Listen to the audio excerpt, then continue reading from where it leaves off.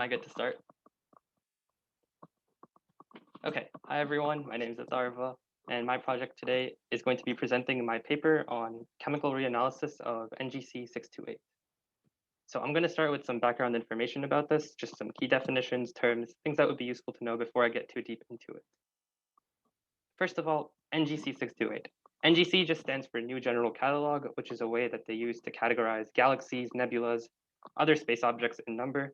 Since there's so many of them, the numbers often get really high into the 4 digits. So 628 literally just means the 628th object on the list. H2 regions, which is a big focus in my project, are also called nebula, the more common term for them. They're the places where stars are formed, and H2 itself means ionized hydrogen. So they're regions primarily composed of ionized hydrogen gas, and they're also, like I said, the place for star formations, which is what they're best known for in general. And there's going to be more terms like flux that come along, but I think it's best if I explain them right as I get to them, just to avoid any sort of overload. So what's known about this field of study so far? Astrophysics research has been going on for years, but I guess it's sort of picked up a lot since the computers have been integrated into it. So the 1950s, 60s is about as far as my literature goes. And I think that's really when a lot of data could start being processed and the research started to pick up speed. It's always going on 24/7 in so many laboratories around the world, but it really only makes the news when someone gets a huge discovery. But there's lots of research that's just done to add or confirm results as well, pretty much similar to any other field. So why did I choose NGC 628 as my topic? Well, Dr. Skillman and his team at the UMN, CHAOS, or the Chemical Abundances of Spiral Galaxies, have been working on similar galaxies and papers for 5 to 6 years now. The very first galaxy that they reduced was NGC 628 itself. And since there's been a few years since it was last analyzed in deep, the methods have changed a bit, and I was hoping to get different results using the same data, but an updated method and analysis system. But what is the gap in this research? So since it's astrophysics, one of the almost default gaps that exists in any sort of project is the amount of data. There's so much to observe and so little resources and time that even with the best telescopes working 24/7, almost like 99% of the visible universe still hasn't been mapped out properly or observed in enough detail to make good observations or analysis of it. So this research paper will obviously add to the data set that already currently exists. More specifically, however, the current recent chaos papers have a lot of comparisons between the chaos galaxies. There are 628 as well as 4 or 5 other really big galaxies that have similar trends since they're all spiral galaxies and they've all been analyzed using very similar methods. 628 that didn't fit the trends as well. And we figured that it might be because of the methods. So with the reanalysis, it would fill the gap and allow the larger chaos papers to better explain results with trends matching in all galaxies. This brings me to the method of my research project. I describe it as a quantitative method for sure, because qualitative doesn't really make much sense in astrophysics. Just being able to say the color of galaxies is pretty much where it's limited at. Besides that, if there is ever a time for like national comparisons, causal comparative and or correlational analysis and statistics is what takes precedent. This involves a lot of statistical analysis as well as data reduction. So I can kind of split it into 2 parts. Initially, there is a pipeline made up of Python and IDL code that I use that can be coded and altered a little bit to start with the data that we get from the telescopes and take it all the way to nice 2D graphs. The bottom right is kind of an example of what a final result would look like, even though the beginning would just be a series of numbers in a long data file. The second part is the data analysis, which I will touch on a little bit more later, but it involves the Jupyter Notebook, which is just a platform where, again, people can edit their code to make really nice graphs in LaTeX as well. And that's kind of where you get all these comparisons between multiple galaxies, as well as comparisons within the same galaxy for different radiuses or other variables that you want to control. Spectroscopy is probably something I should go into a little bit more deep on. So what does a chemical analysis even mean? The point of this is that whenever electrons are at super high energies, they change energy levels and release light at different wavelengths. That's kind of the basis of this whole project. So when I say a chemical analysis, I mean that we're reading the light in through telescopes and different detectors, and then observing them to get these kind of graphs from which we can deduct more basic properties, such as, and useful ones as well, like the temperature, the distance, the radius, the redshift, and the speeds. The pipeline is unique to this project, and it was initially coded by a chaos team member, but I've made quite a few like additions and small edits to it while I've been going along. So that's been a pretty major part of the method. And additionally, the method was the one huge thing that changed from the previous analysis. So I could really say that this is the huge focus of my project. And the bottom left is an example of some statistical analysis that we do. It's the formula used to find the percent error or the uncertainty in our graphs. And it kind of creates the sideways and vertical bars that will show in pretty much every graph. So these are my actual results. I've had a lot of them. And initially, when I said the question and the goal, it was always to get abundances and temperatures. However, a new interesting one kind of popped up pretty well into the process, and what we call iron contamination. So it starts because since there's a 6-year difference in papers, there was a lot of similar research done in the middle. One of them was paper Curdy 2017, in which they brought to attention that there is an iron 2 emission line, seen in this picture on the left, that's really close to oxygen 3, which is one of the biggest lines and detections used in our like chemical abundance kind of research. They pointed out that these two have been confused in a lot of programs, and in fact, the iron 2 line wasn't well known about at all before this paper. They're only 3 angstroms apart, and an angstrom is like 10 to the negative 10th meters, so it falls within the uncertainty of a lot of programs. Flux, which is a term I talked about earlier, is the integral or the area under this curve. So what most programs have been doing is taking the dark blue, finding all of the area, and calling that the oxygen 3 flux. That's directly used to calculate temperatures later, but it's actually wrong because there's 2 different curves that need to be accounted for. And basically what's been happening so far is the oxygen 3 temperature has been a combination of oxygen 3 and iron 2, thus resulting in an overestimate and messing up a lot of comparison plots. But this was all just the hypothesis stage, so I had to find some more evidence before going deep into it. So what I did is I looked at the Berg 2020 paper, which is a very recent one because it has all 5 chaos galaxies and lots of comparisons. These graphs are taken straight from the paper, but they weren't completely relevant to me since I don't have much details on each galaxy. I edited them a bit so that the background galaxies are now gray and on the lower levels, whereas Berg 2015, the first ever reduction by the chaos team on NGC 628, is the foreground. So if we zoom into the left graph first, these are the nitrogen temperatures versus sulfur temperatures of the same galaxy. They should be in general agreement since there are 2 different methods used to find the same values. And this graph is pretty strong, excluding the one outlier at the top right, which is pretty clear. The data does line up with both the center line as well as the other galaxies in the background.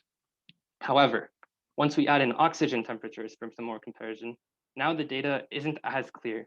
Especially in the left graph, you can see that it doesn't follow the general trend of the gray at all, and the right has only very few points. Since we just plotted 3 variables with all 3 combinations and 2 of the graphs are wrong, we can figure out that oxygen 3 temperatures do have some sort of issue that could be resulting in wrong values, and the source could very well be the iron contamination. This is kind of where I started introducing my own data to the mix. So this plot is slightly different because it shows my temperatures on the y-axis versus the previously analyzed ones from 2015 on the right side. So there were 3 temperatures that were missing, and I will get to that in just a bit. Those are highlighted in green. But the general trend is that the regions fall in the bottom right half of the graph, which means that the previous temperatures were higher. This is another prediction that would have happened if the iron contaminated the temperature and was actually an overestimate. So all the results were pointing to support this theory. And I had one final screw that kind of seals the deal into this. So the left is a previous graph that I just took from 2 slides ago, and the right is adding my temperatures to the huge data collection as well. The orange represents the new ones versus the blue, which are the old ones. And in general, you can see that the points are kind of getting shifted to the left. So for any given sulfur temperature value, the oxygen temperatures are lower than were previously reported. Additionally, the green temperatures can also be explained. So the point in the top left of the right graph, which is highlighted green, was a huge outlier in 628 data since it completely fell on the wrong side of the graph and couldn't really be explained. If we go back just a slide, there were 3 points that were not detected. The reason for this was that they weren't bright enough to be detected at all. They were not significant enough where they could be differentiated from just background noise and should be reported in the data set. This is why they don't show up as clearly as a comparison, like a shift, but instead they were just dropped from the data set or cut because they weren't high enough quality. And as you can see, it was actually an outlier point, which means it not only had great uncertainty bars, but it was also probably an inaccurate representation of the general trend. So now with the orange points, we can see some better trend that does match the gray. And in the paper, I go much deeper into this with exact values for the slopes and how it changes. The other kind of result that I want to touch on is just abundances, which was the initial focus of this.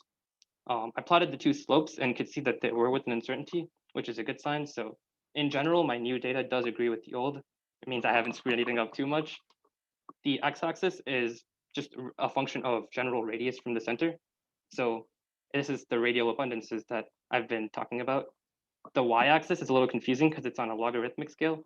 But for reference, if there was a point at, say, y equals 8, that means that for every 10,000 hydrogen atoms, there is one oxygen atom in the galaxy. And at 9, instead of just increasing by 1, it would increase by a magnitude of 10, which means for every 100,000 hydrogen atoms, there's one oxygen atom in that galaxy. But this general trend is just good to confirm that results are with an uncertainty and the new method has not completely taken a different term or introduced more uncertainty into the mix. So this brings me to the conclusion, but before I get into significant implications or what this means for the future, it's important to talk about some limitations of my project. Some of the major things I couldn't address were time, data, and experience. In terms of time, most astrophysics research papers take well over a year from the data collection to the publication process, but I've had only a little over 8 months. As a result, I had to rush at some points, and this kind of combined with the data part, since I actually had 3 fields that I wanted to get through and only managed to get 2 completely done in time for any sort of presentation or paper. So I resulted in using less data than I would have wished to, as well as a little bit less time. Since the research process is really recursive, more time always helps to go back and get a little more accurate data each time, which means with more time and or more data, I could have done this a lot better. Experience is one that I think most people would consider a limitation normally, because obviously I don't have 25 years of experience, I'm only 17 years old. However, I do have a lot of mentors and people that are helping me along the way, and their insights do make up for this lack in experience. So I do believe that my paper and work is still high quality. So this brings us to the implications, which is the part that everyone wants to hear. Some general or generic things are that this data can be expanded upon. Future research papers could use it for comparison, and they could add it to their data set. More data is usually always better, especially as we move into supercomputers or AI. In general, in the future, more data is always going to be useful to get better trends, better accurate representations, or just favored for statistical analysis as well. And this will probably result in more comparisons. A specific example would be like in 6 years, when they're looking at 628, they could see that there was a reduction 12 years ago, a reduction 6 years ago, and they might want to do another one and use both papers as a reference. But the larger, broader implication is, why does any of this matter? It's astrophysics, we're analyzing a galaxy millions of miles, light years away even. So that's really what I want to talk about for the final minutes. Even if this galaxy is completely irrelevant to us specifically, it's still a spiral galaxy and matches many trends of the Milky Way itself, our galaxy, our home.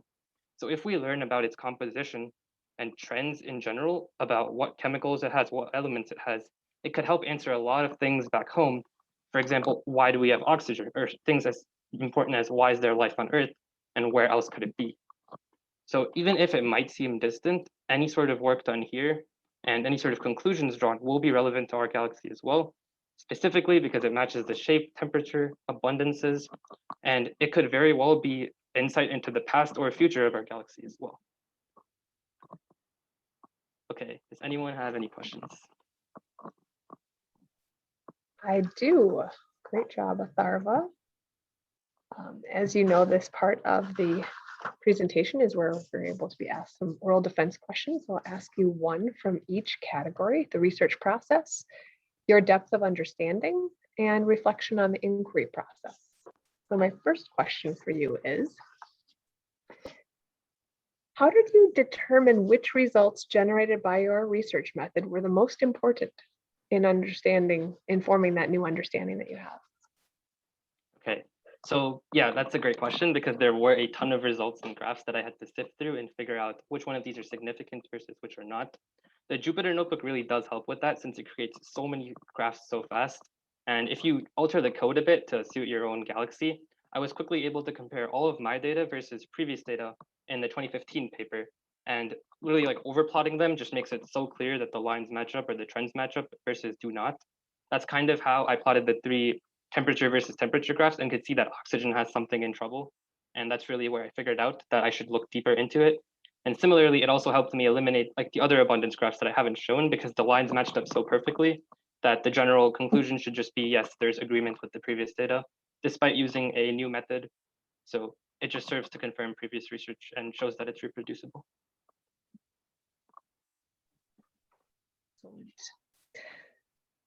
Can you tell me how your findings, and you kind of alluded to this already, but maybe add to it, how your findings provide direction for future research in the field?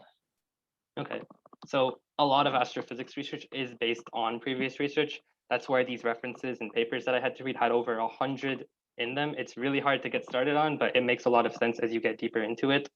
So I had to use graphs and graphs and data from just one previous galaxy because my paper was focused on exactly NGC 628 and comparing it to the previous chaos paper. However, the implications are much larger because 628 has been analyzed 7 or 8 times. If you throw in another scale and get like all chaos spiral galaxies, there's been over 50 papers analyzing them. And if you go to broaden it more with just chemical abundances in galaxies in the universe, there's been hundreds and thousands of papers that can be compared to. Each time someone does a new research project or wants to show their data, it makes most sense to compare it to previous data. So hopefully this research project is just a good addition to the data set in general and will help any sort of large, broad papers to just get more reference for. Thank you. And finally, what was your most important research skill you developed as a result of this process, and how might you apply it to future endeavors? Okay, so I've talked about this so much, but it really just is the recursive nature that I learned about. Ever since like the first time or the first month of research, I've been learning that just completing a step isn't enough. You have to go a few steps ahead to the point where you can reflect on previous work, go back, update it, and repeat the process a ton. This is something that I've always hated before this because in general, whenever teachers are like, oh, do a first draft and then a second draft and then a submission, I usually just like going straight to the end and trying to get as much done at high quality as I wish. I think it's because I think that I'm always doing my best work and I get really frustrated when I have to go back and change it to better work somehow. But in research, it really did make sense to me looking at the process and how if you go a few steps ahead, you get a different perspective to look back on, and then you can understand where you might have got wrong. For example, in the data reduction that I did early on, I had to redo a field 3 different times because going 4 steps ahead, I could make actual graphs in 2D and see that the 1D part was probably not right just because of the trends being long or there were negative values where there weren't supposed to be. And even though I did everything to the best of my ability, sometimes another pass just helps so much. It's kind of the basic principle of statistics too, where if you have like more values for a mean or average, it gives more reliable data. And it's used in pretty much all sciences. So that's definitely the takeaway I have from this research. In general, just even if you're doing your best work, it's good to go back, give it another look, learn more about it, and it'll be even better than before. Excellent. Well, that concludes the formal portion of our meeting today. And